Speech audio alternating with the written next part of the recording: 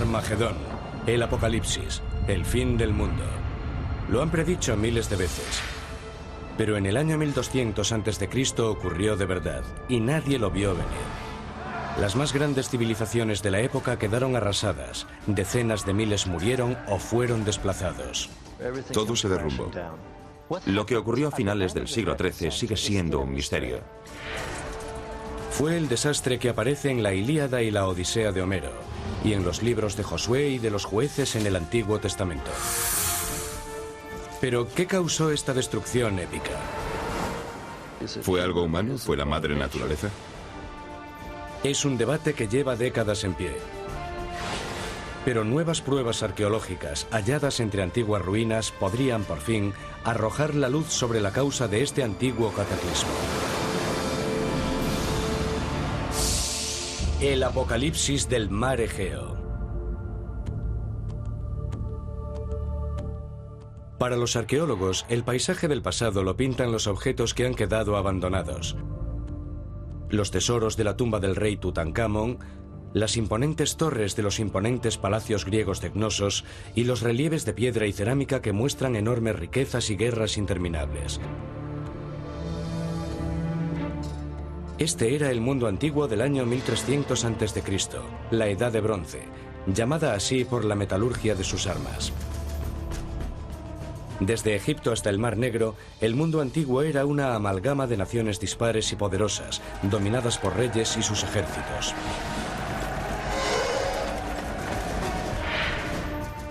Los miceicos y minoicos, los héroes de la leyenda homérica, construyeron sus palacios en Grecia, Creta y las islas del Egeo. El faraón Ramsés, que se cree es el faraón del Antiguo Testamento, cambió hasta el paisaje con el monumento que levantó en Karnak. Los hititas, enemigos bíblicos de Egipto, dominaron lo que ahora es Turquía y el norte de Siria. Los cananeos, los mercaderes de la gran ruta comercial, controlaban lo que se convertiría en Tierra Santa, Israel, el Líbano y Jordania. Era un mundo hecho de muchos reinos, alianzas aparte, muy distintos en designios y cultura. Y sin embargo, cuando los arqueólogos comenzaron a excavar este territorio en la década de 1930, comenzó a surgir un patrón inquietante. Lo que tenemos es una serie de destrucciones. La mayoría de los pueblos, palacios y ciudades principales han sido destruidos por un motivo o por otro. Aunque las pruebas de dicha destrucción estaban extendidas, en casi todos los casos el período del derrumbe fue el mismo. Los años próximos al 1200 a.C. En este periodo de 50 años tenemos como mínimo 4 civilizaciones importantes que desaparecen. Desaparecen los micénicos, desaparecen los minoicos, desaparecen los hititas, los cananeos desaparecen en buena medida y Egipto queda tan debilitado que nunca volverá a ser el mismo.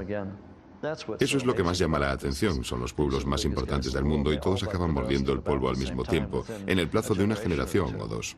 El periodo de Ramsés comienza con mucha fuerza, con algunos de los edificios más espectaculares, con una riqueza increíble, y de repente no se ven grietas en el entramado de la sociedad. Económicamente, en la religión, se ve que las cosas empiezan a ir mal. En el reinado de Ramsés III, la inflación es tremenda. Los monumentos se hacen a escala más pequeña. También surgen enormes problemas económicos con la base para recaudar impuestos del país porque la mayoría de las tierras que los pagaban ya no aparecen en las listas de impuestos. Mucha gente cree que a partir de esta época los egipcios ya no tienen la confianza en sí mismos que tenían ante los dioses. Vemos un nuevo tipo de peticiones a los dioses. Hay oraciones que piden, por favor, Dios, ayúdame, algo que nunca antes habíamos visto. Después de un siglo de progresos que vieron el desarrollo de la primera escritura alfabética en Ugarit en el año 1300 y la primera anotación musical en Siria, el registro escrito termina abruptamente. Lo que sigue recibirá un nombre inquietante: la Edad de las Tinieblas. La edad de las tinieblas en el Egeo y Mediterráneo oriental tiene dos connotaciones. Una es por los antiguos, que perdieron la mayoría de los elementos distintivos de la civilización. Se llama así en parte porque la civilización tal y como la conocemos desaparece durante un par de cientos de años. En Grecia se olvidan de cómo se escribe, olvidan cómo hacer grandes edificios, la arquitectura masiva, y son necesarios 200 o 300 años para salir de esto. Pero también es una edad de las tinieblas para nosotros. Sin registros escritos, los arqueólogos se quedaron perplejos ante las pruebas de las migraciones masivas que tuvieron lugar en todo el mundo antiguo, y todas en el 1200 a.C. En la isla de Creta, los comerciantes y los mercaderes abandonaron sus asentamientos costeros, moviéndose hacia las tierras montañosas trabajadas por agricultores y pastores. En el Istmo Norte, en la zona que queda a mis espaldas, parece que no hubo asentamientos. O quizás algunas aldeas aquí y allá en el período micénico. La población es escasa. En el siglo XII la población aumenta considerablemente. Pero ¿de dónde procede dicha población y por qué? No está del todo claro. La destrucción de las ciudades que dejaron al huir aporta un mudo testimonio de que no se trató de un éxodo pacífico. Puede resultar muy difícil determinar la causa de una destrucción. Al excavar resulta muy claro que algo ha sido destruido. Hay fuego, hay cenizas, hay madera quemada, hay esqueletos, pero ¿qué fue lo que provocó tanta destrucción?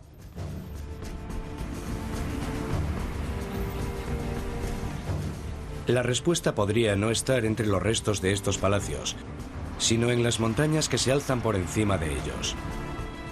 Un arqueólogo ha dedicado su vida a seguir las pistas, redescubriendo los antiguos senderos que ascienden por los empinados precipicios del Egeo. Aquí seguirá los pasos de los supervivientes, con la esperanza de descubrir por fin cómo y por qué se vino abajo su mundo.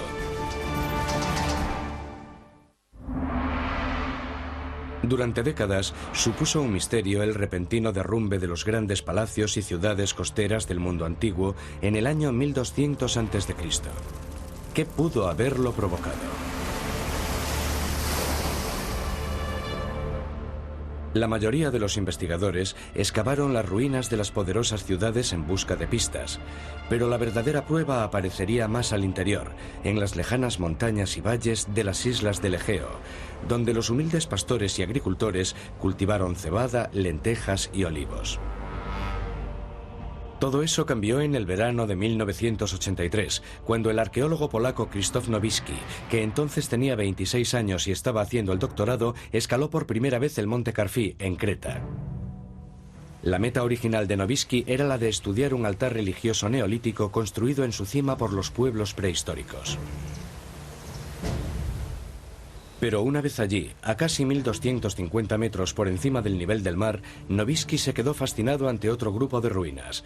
Una aldea en la cima de la montaña que había sido parcialmente excavada y abandonada por el afamado arqueólogo británico John Pendlebury en la década de 1930. Después de vivir uno de los cruentos inviernos en la cima del monte Carfi, Pendlebury sugirió que se trataba de un simple asentamiento temporal o estacional, pero para Nowicki las ruinas hechas de grandes bloques de piedra parecían algo muy distinto. Lo interesante de las casas de Carfi es que están muy bien construidas. Esta forma de construcción sugiere que esta gente estaba dispuesta a vivir en la aldea mucho tiempo y que eran casas permanentes.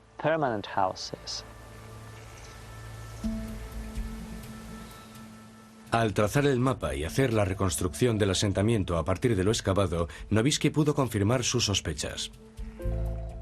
La excavación ha revelado entre 25 y 30 casas como mínimo, por el momento. Los restos se encuentran en mal estado de conservación, pero aún podemos ver los muros y ver las habitaciones individuales, y podemos diferenciar cada casa. Carfi era una aldea grande, no era un asentamiento pequeño. Era una aldea habitada seguramente por entre 120 y 150 familias, entre 600 y 1200 personas. La aldea reconstruida, a unos 1160 metros por encima del nivel del mar, parecía hallarse totalmente fuera de su lugar. No es normal que haya una aldea tan grande en la roca y a semejante altura. Ahora que estamos al sol, la temperatura será de 35 grados. Pero si venimos en pleno invierno, este es un lugar muy frío y muy ventoso. No resulta agradable vivir aquí.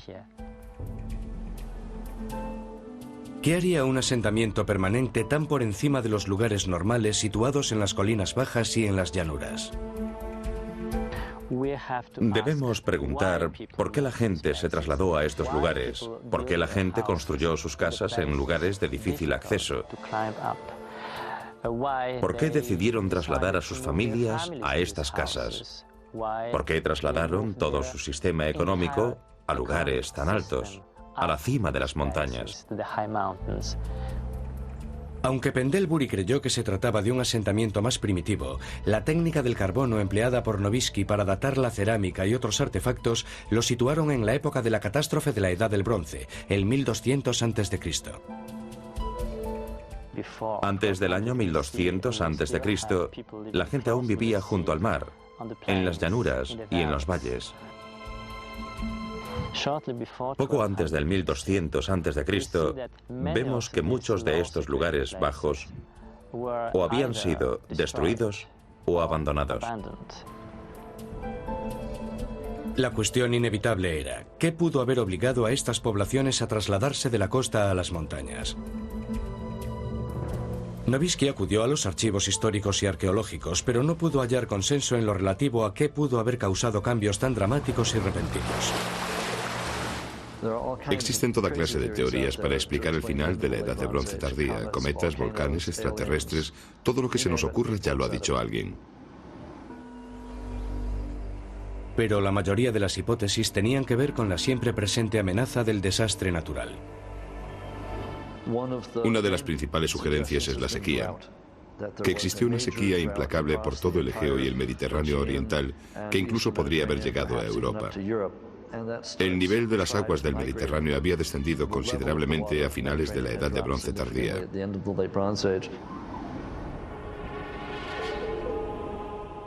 Otra posibilidad eran los devastadores terremotos que sacudían la región con regularidad. En el Egeo y en el Mediterráneo oriental existe un cierto número de lugares destruidos por un terremoto en un plazo de 50 años a finales de la Edad de Bronce tardía. Micenas es destruida por un terremoto. Troya es destruida por un terremoto. Ugarit es destruida por un terremoto. Megiddo en Israel pudo haber sido destruida por un terremoto. El problema de decir que un único terremoto destruyó todos estos asentamientos es que todos ellos fueron destruidos en distintos momentos durante un periodo de 50 años. Aunque el momento en el que se producen los terremotos no coincide, sí que podrían estar relacionados. Hay una cosa que los geofísicos llaman secuencia de terremotos o tormenta de terremotos, en la que un terremoto no libera toda su tensión en la falla, sino que solo libera una parte de la tensión. La siguiente parte la liberará un año después, 10 años después, y luego la falla se abre de este a oeste, o de oeste a este, o de norte a sur.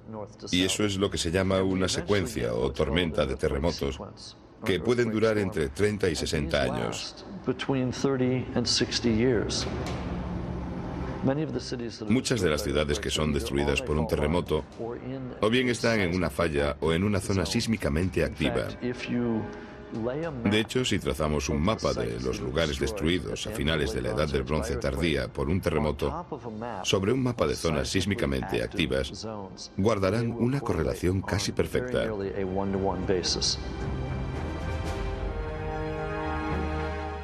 Pero la teoría del terremoto siempre ha tenido sus detractores.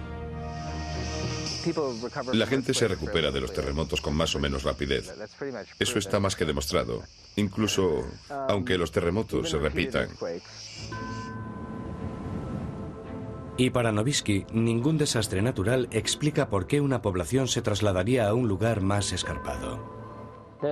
Es imposible que una gente traslade su aldea 1100 metros más arriba a la cima de una roca. ¿Por qué? ¿Para huir de un terremoto deciden vivir al borde de una roca? No creo que esa gente huyese de un desastre natural. No tiene sentido. Para Novisky, estos saltos inhóspitos e incómodos constituyen el último recurso de un pueblo. Un refugio que es fácil defender, diseñado para ofrecer protección, pero no de la naturaleza, sino de un enemigo humano. No tiene sentido vivir en una cornisa, al límite de un precipicio o en las lomas rocosas, a no ser para protegerse de una amenaza real proveniente de otro pueblo. Si la teoría de Novisky sobre el apocalipsis del Egeo es correcta, deberían existir decenas de refugios esperando ser descubiertos en las altas montañas de Creta, asentamientos ocultos y de difícil acceso, perdidos durante generaciones.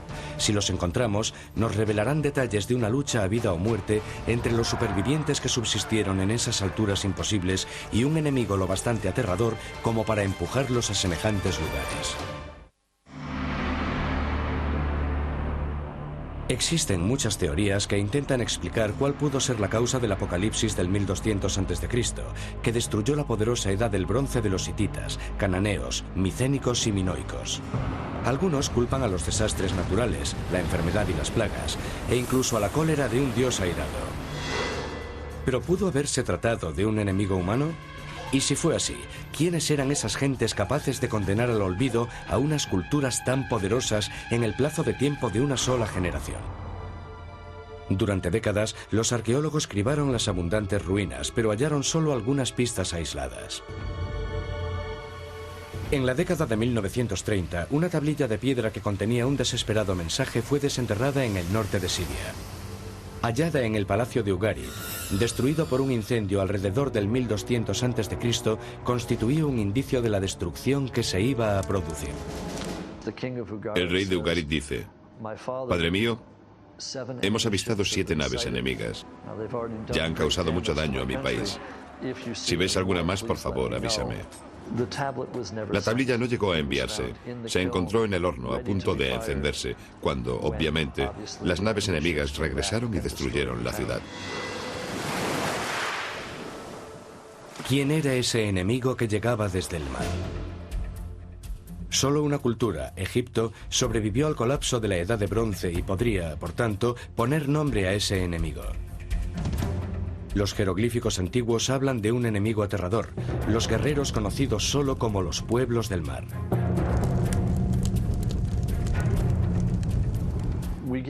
Todos los detalles que conocemos sobre el aspecto y los medios de transporte de los pueblos del mar los recibimos de los egipcios. Además de los textos que los egipcios grababan en sus muros, también nos dejaron escenas pictóricas, por lo que nos mostraron el aspecto externo de los pueblos del mar. Vemos el tipo de cascos que usaban, el tipo de tocado. Los vemos moverse en carros de bueyes, en algunos casos con sus familias, con sus esposas, sus hijos y sus posesiones. Era un movimiento masivo que afectaba a todas las culturas antiguas del Mediterráneo oriental. Todas las culturas de la zona, hasta las mejor asentadas y tan poderosas como la de los egipcios, se vieron muy afectadas por el movimiento de los pueblos del mar, en buena parte porque no solo venían para atacar, sino también para quedarse.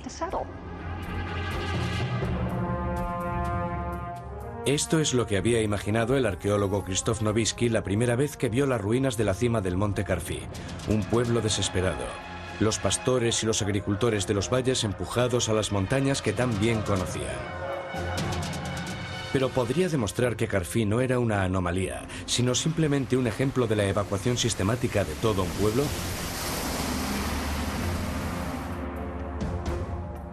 A demostrar esta teoría dedicó Novisky los siguientes 20 años. Viajando solo y con las provisiones justas, fue escalando las cimas de unas montañas tan empinadas que a menudo tenía que agarrarse a la pared del precipicio o utilizar antiguos puntos de apoyo para el pie excavados en la roca y cruzar traicioneros bancos de esquistos movedizos. Y fue aquí, a una altura imposible, donde realizó el más importante de sus descubrimientos. el asentamiento en la cima de la montaña Katalimata. Al lugar solo se puede acceder ascendiendo una pendiente de piedras sueltas, para después seguir un sendero casi invisible a lo largo del precipicio.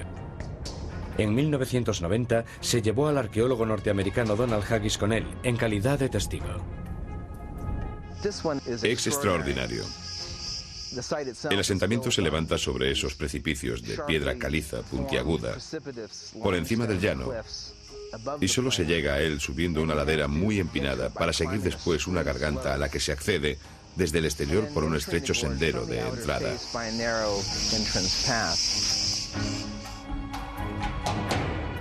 Los artefactos hallados en el lugar nos remiten a un pueblo que vivía al límite.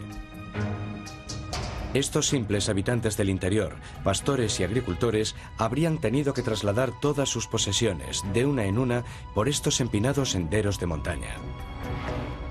Habrían tenido que cargar a los ancianos y a los inválidos, enterrar a sus muertos en tumbas talladas en la cima de la montaña. El ganado y los campos se quedaban abajo, y solo podrían atenderlos cuando las condiciones fuesen lo bastante seguras como para permitirlo. Las pruebas recogidas durante el estudio sugieren que utilizaron el asentamiento durante un periodo de tiempo considerable. Es un sitio muy incómodo para vivir, no admite la expansión del asentamiento. A pesar de que la vida en la cima de Katalimata debió de ser extremadamente difícil, debía ofrecer una ventaja: protección. Estos lugares pueden resultar una pesadilla para quien no los conoce, para los extranjeros. Sin conocimientos de topografía local, resulta muy difícil acceder a ellos, encontrarlos. En cierto sentido son como fortalezas, utilizando el terreno natural y a veces, como nos han demostrado las investigaciones realizadas, no solo utilizando el terreno, sino también una fortificación bastante eficaz.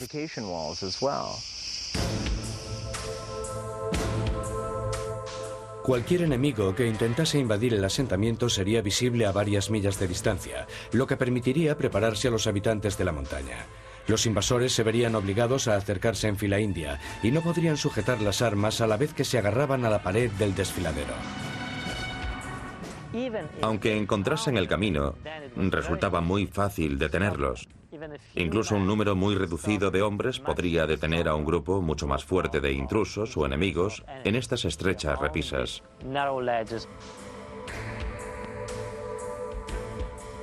Katalimata solo fue el primero de los muchos refugios que descubrió Novisky.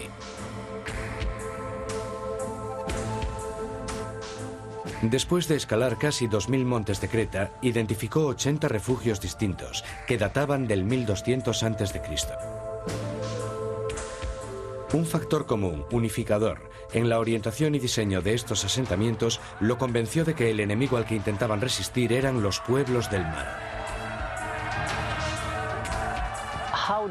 ¿Cómo sabemos que temían a los pueblos que venían del mar y no que tenían miedo a sus vecinos? Esto lo logramos analizando cómo defendían los asentamientos. Carfi está totalmente abierto por la zona de las montañas que tiene por detrás. Por eso sabemos que no esperaban que el enemigo atacase desde esas montañas. Organizaron estos asentamientos porque tenían miedo de los pueblos que procedían del mar. La afluencia de los pueblos del mar cambiaría la faz del mundo antiguo. Pero ¿quiénes eran exactamente?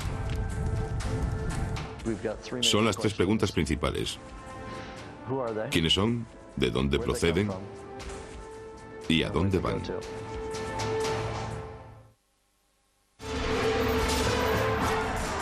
Dicen que la historia la escriben los ganadores.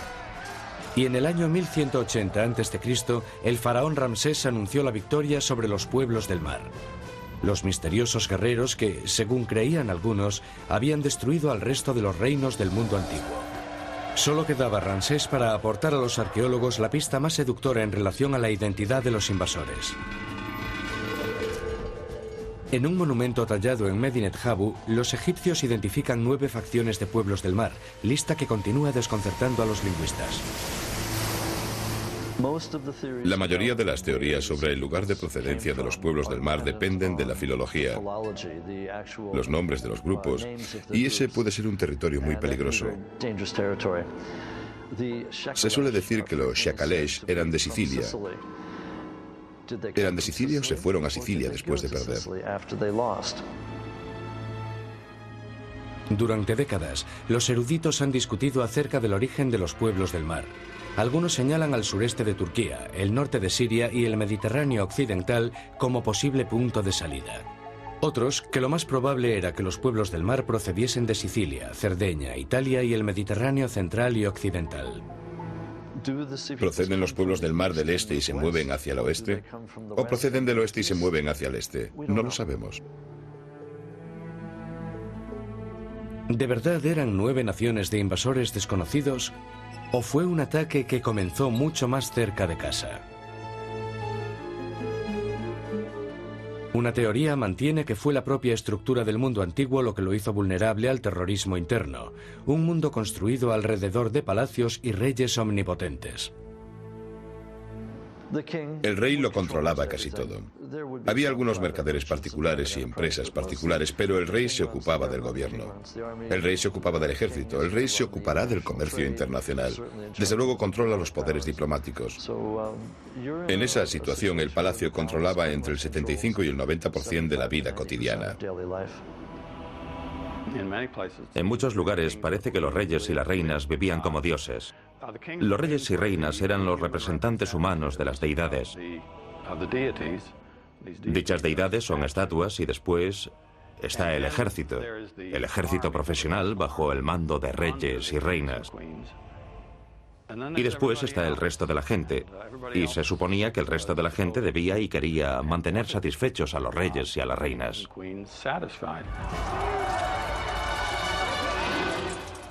El único lugar que los obreros y campesinos podían ocupar fuera de este sistema estaba en los enormes ejércitos del rey. E incluso allí jugaban un papel subordinado al servicio de los aurigas. La batalla típica de la Edad de Bronce tardía consistía en el enfrentamiento de 2 aurigas. Cada uno podría contar con cientos o incluso miles de soldados. La dotación del carro iba muy bien acorazada. El arma principal era el arco compuesto, por lo que casi toda la lucha se hacía a distancia, pero claro, una vez que daban en el blanco y lograban que el carro enemigo se detuviese, alguien tenía que ir a rematar a su dotación. Y ahí es donde entraban los llamados enlaces, los bárbaros que eran contratados como dotación de limpieza en la batalla de carros. Estos grupos anónimos de mercenarios contratados se reclutaban en las zonas más pobres del mundo antiguo. Las tablillas que tenemos dejan muy claro que los palacios se ocupaban muy bien de los aurigas. Conocían a cada auriga por su nombre y constituían una élite. Los enlaces, en vez de por el nombre, se conocían por su número. Había muchos contratados aquí o allá. La diferencia social entre esas gentes era enorme. Mientras hubiese conflictos, había sitio para esos soldados de a pie. Pero en los años que precedieron al gran derrumbe se produjo un periodo de paz sin precedentes. El país estaba más o menos en paz debido al gran tratado firmado entre los hititas y Ramsés II. Sería el equivalente a después de la Primera o de la Segunda Guerra Mundial, cuando las distintas potencias firmaron un tratado de paz. Esto puso fin a la guerra entre 2 de las más grandes potencias de entonces, lo que produciría medio siglo, más o menos, de paz. Fue sin duda una de las mejores etapas del mundo antiguo. Después todo se vendría abajo. ¿El hecho de que hubiese poco empleo para estos enlaces de clase baja los llevaría a sublevarse? ¿O estos guerreros sin trabajo fueron reclutados por un ejército exterior? Esos guerreros, sin una autoridad central, o actuaban por su cuenta o bajo la supervisión de esos jefes locales. Podían hacer lo que quisieran. Nadie podía tocarlos. El documento egipcio sugiere que fue una coalición variable la que asoló los centros de poder del mundo antiguo durante más de 50 años. En los documentos egipcios hay indicios de que llegaron distintas oleadas de pueblos del mar. Casi sin duda se ha producido un cambio en la composición del grupo entre la primera y la segunda invasión. Trabajaban juntos como una coalición, pero no creo que lo hicieran así desde el principio. Lo que vemos es el resultado final. Es la ola final que rompió contra Egipto. Y como muestran los relieves egipcios, los llamados pueblos del mar van armados de forma muy similar a como irían los enlaces nativos de los carros. No iban muy bien protegidos. De hecho, cualquier tipo de protección los habría ralentizado, lo cual reduciría su eficacia en el campo de batalla. Llevaban unos pequeños escudos redondos, con cuero sobre un marco de madera, y llevaban casco. No sé si el casco resultaría práctico, pero creo que producía un buen efecto psicológico. Aunque el origen exacto de estos guerreros tal vez nunca se identifique, el arqueólogo Krzysztof Nowicki cree que ha descubierto uno de los puntos álgidos. En Kastri, en la costa de Creta, Nowicki ha identificado los restos de un asentamiento diferente a los muchos refugios de interior que ha explorado. En la cima de esta colina, relativamente accesible, están los restos de unas almenas que, para Nowicki, sugieren la presencia de un contingente de batalla experimentado. Los que vivían aquí no eran agricultores o pastores normales. Es demasiado peligroso. Un pequeño grupo de campesinos no podría defenderlo. Los invasores, los atacantes, se harían enseguida con el asentamiento.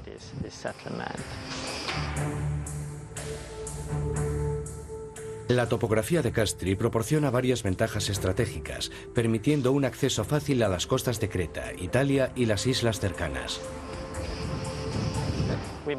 Calculamos que aquí habría 2, 3 o 4 botes, unos 50, 100 o incluso 200 hombres, que era número suficiente para invadir y saquear los asentamientos costeros de Creta. Si Nowicki tiene razón, los pueblos del mar no fueron los últimos en comprender las ventajas estratégicas de Kastri. En la década de 1940, la misma colina fue tomada por los invasores nazis en un intento por dominar la isla. Pero mientras las tropas alemanas fueron expulsadas de las colinas, los pueblos del mar invadieron Creta y el Egeo. El extremo hasta el que llegó la destrucción, sobre todo en Anatolia, en la Grecia central, a mí no me sugiere que fuese un grupo desorganizado, sino que me sugiere una máquina militar muy eficaz. Pero ya represente esta fuerza a unos invasores extranjeros, a un grupo de guerreros locales o a una combinación de ambas cosas, la cuestión sigue siendo la misma. Lo más asombroso de todo esto es que esa gentuza, ese grupo de merodeadores y piratas, lograsen cargarse a las mejores civilizaciones. La cuestión es determinar cómo lo lograron. La respuesta podría no hallarse en la naturaleza de los pueblos del mar, sino en su forma de hacer la guerra. 1200 años antes de Cristo, una fuerza inexorable cambió la imagen del mundo antiguo. Las muestras de su poder quedaron escritas en las ruinas de las ciudades micénicas y los abandonados palacios de los reyes. La desesperación de los que sobrevivieron se aprecia en los precarios puestos que construyeron en las cimas de los montes de Creta. Estas poderosas civilizaciones, desde los minoicos a los hititas, sobrevivieron a las plagas, el hambre y los terremotos para caer ante un enemigo humano, una misteriosa fuerza formada por bárbaros llamados los pueblos del mar. Pero los invasores no tenían carros ni armaduras. ¿Cómo pudieron vencer a los ejércitos de los reyes? La respuesta cambiaría la naturaleza de la guerra para siempre. A finales del siglo XIII, por fin alguien comprendió que no eran necesarios esos carros caros y sus caros equipos para ganar una batalla. Era suficiente con juntar bastantes enlaces, que resultaban baratos y además tenían la capacidad de aniquilar a un ejército de carros.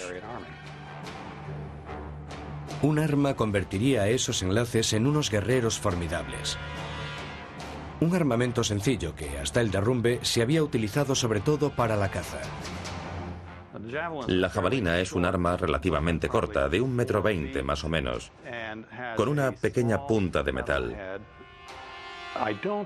No creo que resultasen letales casi nunca, pero sí que herían donde quiera que diesen.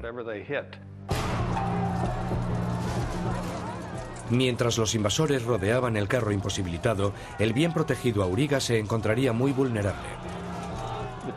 El auriga y el arquero llevaban los dos un coselete con armadura que debía pesar entre 15 y 20 kilos, por lo que está claro que no podían correr y que no estaban en situación de defenderse en un combate mano a mano. Es en este punto en el que el enjambre de atacantes armados con espadas cortas y ligeros escudos contaría con ventaja, tanto en número como en movilidad. No era necesario nada más. Con herir un caballo, el carro se detenía, y si a 40 o 50 metros podían arrojar sus lanzas y derribar al caballo de un carro, ya podían acercarse para combatir cuerpo a cuerpo. Llegado ese momento, la dotación del carro no tiene nada que hacer. Con cada éxito, las filas de los invasores crecían y se extendían por todo el Egeo. Solo Egipto logró soportar la invasión, aunque el conflicto los dejase debilitados para siempre. ¿Cómo soportaron los ejércitos del faraón un ataque que extinguió potencias como la micénica, la minoica y la hitita? Existe un montón de correspondencia diplomática y mucho comercio, sobre todo en oro, que sale de Egipto a través de Nubia, y cosas como los caballos que entran en Egipto. Fue un periodo de comunicaciones constantes entre todas estas potencias.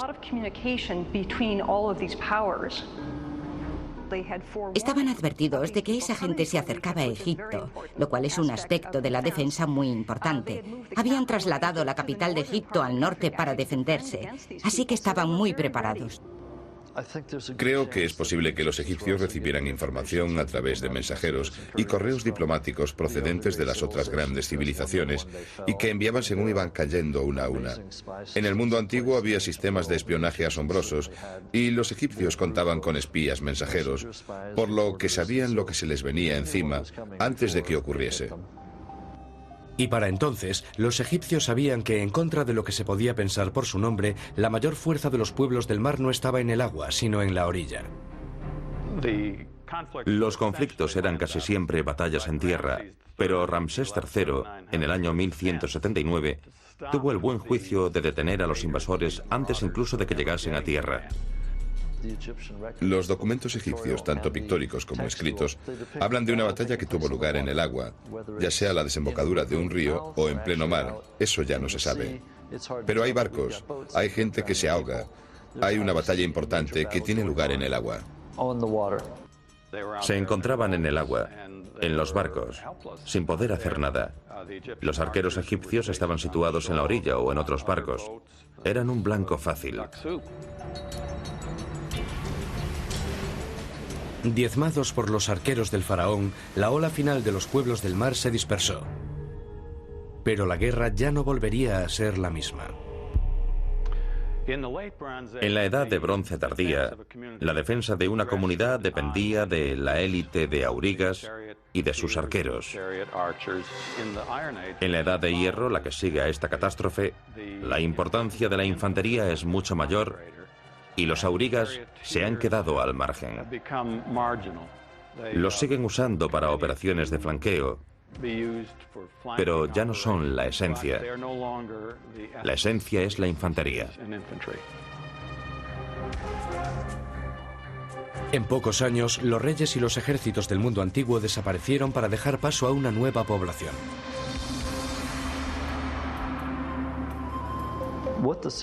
Lo que hacen los pueblos del mar es crear un vacío de poder. Cuando los pueblos del mar se cargaron a los peces gordos de la edad de bronce tardía, crearon una situación totalmente nueva. Será la élite la que desaparezca, la que será destruida. Las clases marginadas, los intermediarios, los granjeros, los campesinos, los esclavos pueden sobrevivir y entonces, ¿qué harán? En el caso de los agricultores y pastores refugiados de Creta, el informe arqueológico está claro. Después de la derrota y la dispersión de los pueblos del mar, los endurecidos supervivientes regresaron a las tierras bajas. Después del año 1200 a.C., y en cuanto la situación se hizo más segura, la gente se trasladó a otro repecho, que está a 1,5 kilómetros más abajo, más cerca de los campos.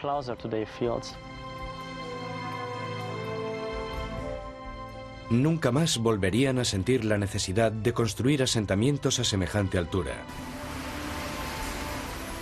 Pero es posible que nunca conozcamos el destino final de los guerreros del mar. Los propios egipcios dicen que algunos se establecieron en Egipto o en Canaán. Y sabemos que los textos egipcios posteriores hablan de la ciudad de Dor, en Israel, como ciudad de los Yeker. Sabemos que los Peleset se establecieron en Canaán y se convirtieron en los filisteos. Algunos creen que esos supervivientes y los restos de los pueblos del mar pudieron mezclarse, algo que podrían revelar las futuras pruebas de ADN de los restos hallados en las tumbas. Seguramente habrá restos de las civilizaciones que los pueblos del mar habían descubierto en su ruta hacia Egipto. Es posible que haya micénicos entre los pueblos del mar, que haya minoicos, hititas o luca entre los pueblos del mar. Quizás una de las pocas oportunidades que les quedaban era la de unirse a los pueblos del mar, del mismo grupo que había destrozado su civilización. Es posible que las filas de los pueblos del mar estuviesen repletas de las gentes a las que habían conquistado. Lo que es innegable es que después de todo emergió algo totalmente nuevo. Durante un par de siglos tendremos la edad de las tinieblas, mientras el crisol se va calentando. Pero de todo esto, de las cenizas, renace el ave fénix de los griegos. Surgen nuevos sistemas políticos y nuevas civilizaciones. Emergen los griegos y acabará surgiendo la democracia tal y como la conocemos. Con el peor de los motivos, los pueblos del mar habían destruido un mundo, pero sin duda ofrecieron oportunidades a gentes que nunca antes las habían tenido. Tenemos a los israelitas, a David y Salomón, los reinos de Israel y Judea, que quizás no habrían existido si los poderosos reinos de la Edad de Bronce tardía no hubiesen desaparecido. Así que los pueblos del mar provocaron el ocaso de lo viejo y el resurgir de lo nuevo.